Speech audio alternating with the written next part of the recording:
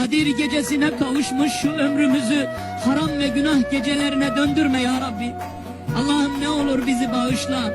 Allah'ım ne olur bizi affet. Allah'ım ne olur bizi affet. Allah'ım Müslümanlara yardım eyle. Allah'ım müminlere yardım eyle. Sahipsiz kaldık ya Rabbi. Kimimiz nefsimizin kölesi, kimimiz öfkemizin kölesi, kimimiz hırsımızın kölesi, kimimiz paramızın kölesi, kimimiz dünyanın kölesi. Maskara maymunlara döndük ya Rabbi. Ya Rabbi, Kadir gecesi olmayacaksa bu ne zaman olacak? Kadir gecesi düzelmeyecekse bizim hayatımız başka hangi gün düzelir? Bu gece bizi düzelt ya Rabbi. Bu gece bizi doğru yola ilet ya Rabbi. Sapmayan ve saptırmayan bir yol nasip eyle.